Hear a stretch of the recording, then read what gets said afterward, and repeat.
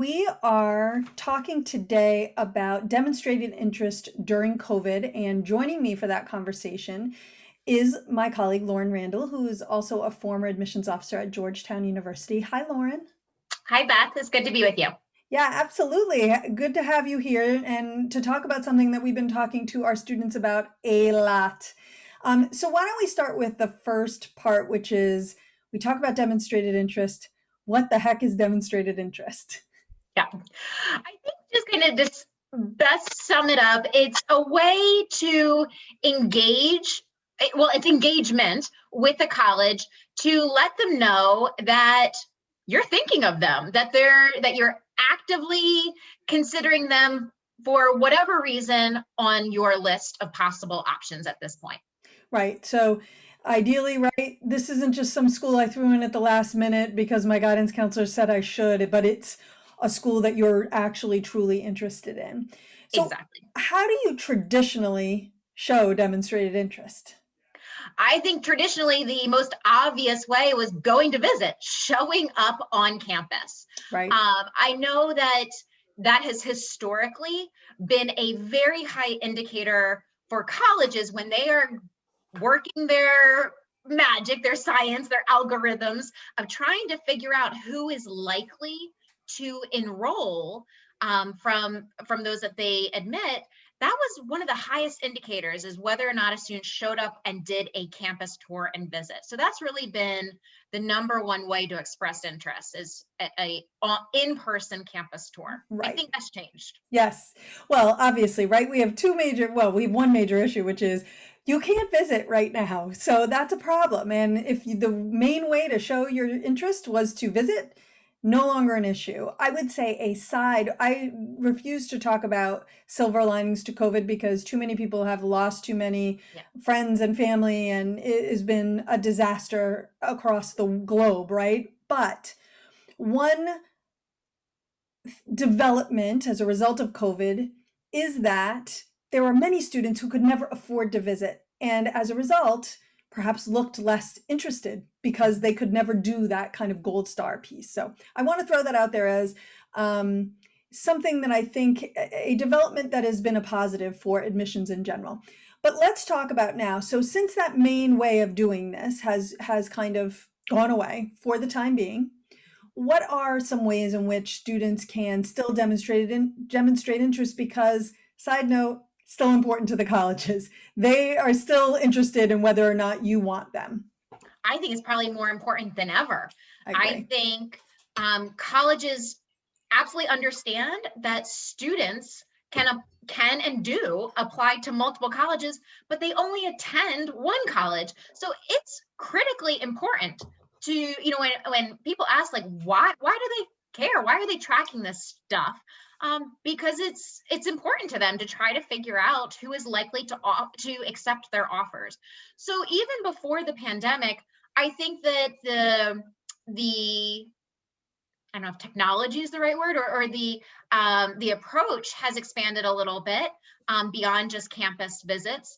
I know that colleges have started to, even before the pandemic, started tracking which students were on their mailing list, and even to the level of, are they opening up the Yes. emails sent to them, or is it going straight to trash?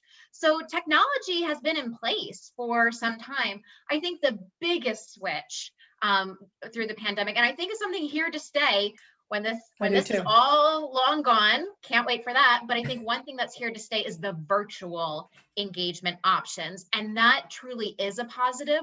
Absolutely, like you mentioned, because it is very expensive to go tour colleges, but also it's hard to schedule it. Right? Time People are consuming. busy. People are Yes. really busy.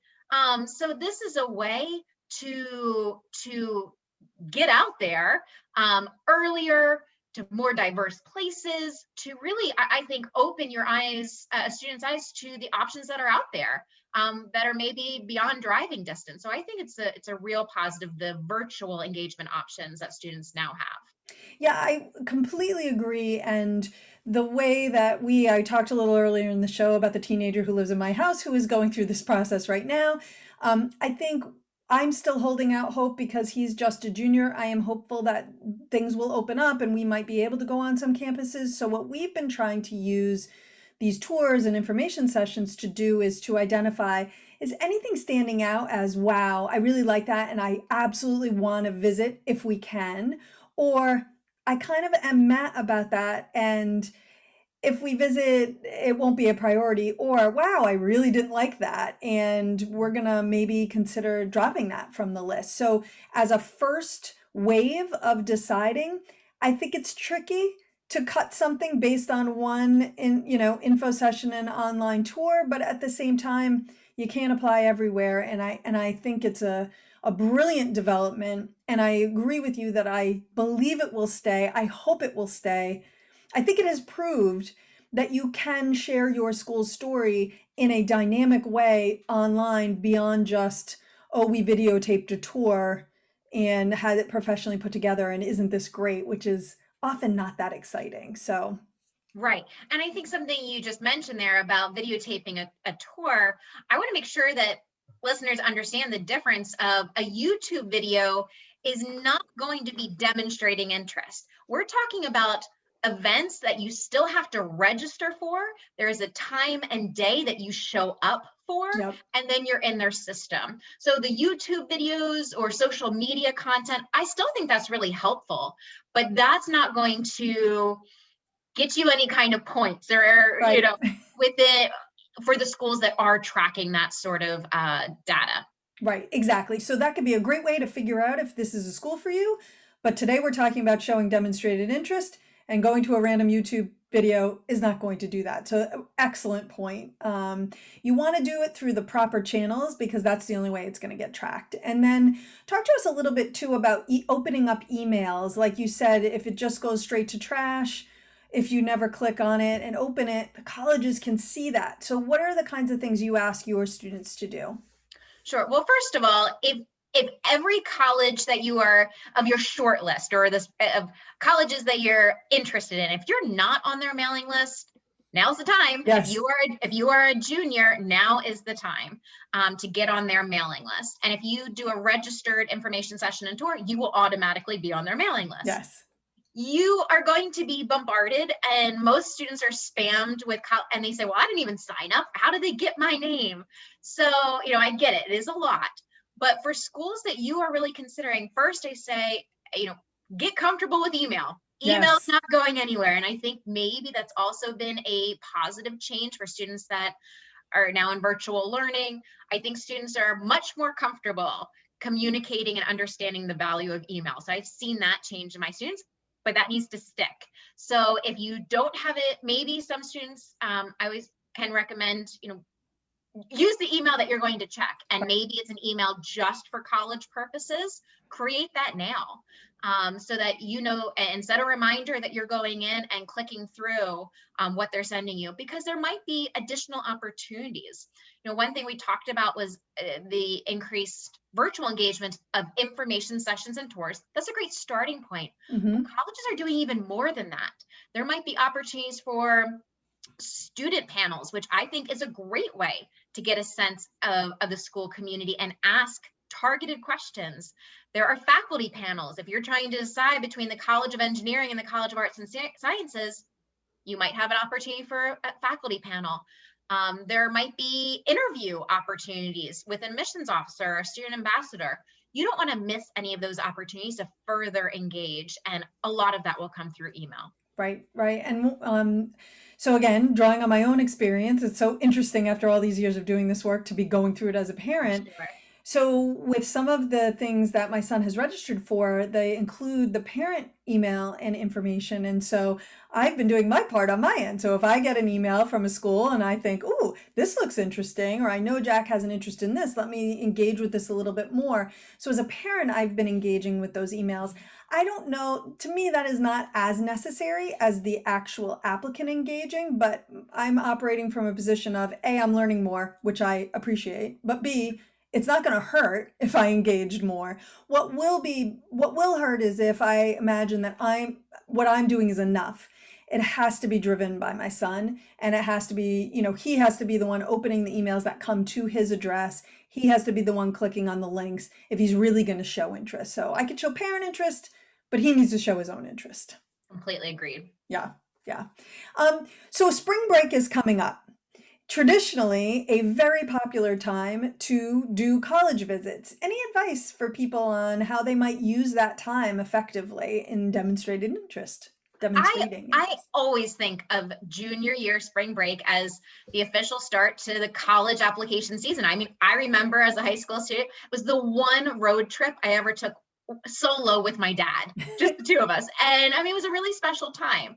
So that's not going to be the case for juniors right now. You can't go on campus at most colleges. There might be some out there, so maybe check depending on your area and if you're comfortable with that. But I still think this should be a time to celebrate that. This could be a week-long deep dive to start out. And maybe you pick the colleges that are the furthest from home that you're unlikely to visit anyway. This could be a great start. Maybe it's just seeing the scope of what's out there. A large school, a small school, city school, rural school, your public and state, small liberal arts, religiously affiliated school, the bit more diversity of options. Like you were mentioning before, this could just be able to make some distinctions. So that way you say, when I have the opportunity to be in person later this summer, early fall, sometime in senior year, you're going to take a deeper dive or a more targeted approach to your final list of options. But I still think that this, spring break, I wouldn't overlook it and say, well, I can't do anything. I think you can, and it can even be a family event. I do think it's the student who needs to engage the most, but make a schedule the same way you would literally make a road trip map of I can do 2 in a day and a driving distance. So, make it a family schedule to, I would say if you have a week at home, pick 2 colleges a day. These things actually do fill up. You might be surprised by. So map it out and get registered for it in advance because you don't want to be stuck, having done all that work and not being able to attend the event. So make sure you're registered in advance. Right. And actually, when you were saying that, map it out, the beauty of this, if there's beauty in any of this, is that you could do California in the afternoon and Massachusetts in the morning, and you can literally be all over the map if you want to be. And that is something that you really haven't had that opportunity to do before. I would also point people's attention to our blog. If you blog virtual college visits, we actually wrote a blog. I actually wrote a blog about kind of how to do a virtual visit that most closely mimics or mirrors the actual visit that you would go on from the comfort of your living room. Although, does anyone want to do anything from the comfort of their living room right now? Because I certainly do not. But yeah, I think these are really great tips. Any final advice around demonstrating interest right now when visiting isn't possible? Well, I think just one more tip I would say is that this is not just to demonstrate interest. This really is to help you. Absolutely. So take notes. This should be part of your research because it's very likely that some of these schools you do these virtual visits, you're going to apply to and then have to write an essay about what you loved about them. And if you don't get to visit, this is part of your research. So jot down notes about what you like, didn't like, to help you get organized, because this can end up in essays or help you put together your list of must-haves or deal breakers to apply to other colleges. Right. So, think about it as not just demonstrating interest, which is a big part of it, but also helping you get to your end goal of being more informed so that ultimately your list of schools you apply to are great fits for you. Yes, I think it's really good advice. For anyone who's listening and saying, well, wait, I'm a senior and I am going to be having to make these decisions, possibly sight unseen, I would direct you on April 1st, we're going to be doing a show. It will not be an April Fool's show, but we will be talking about how do you choose if you can't visit. So come back in a couple of weeks. We'll be talking about that then. Lauren, thank you so much for joining us today. I really appreciate it. Thank you, Beth. All right, we're going to take a very quick break. And when we get back, we are going to be talking about regular decisions, which are going to be coming in soon. So don't go away.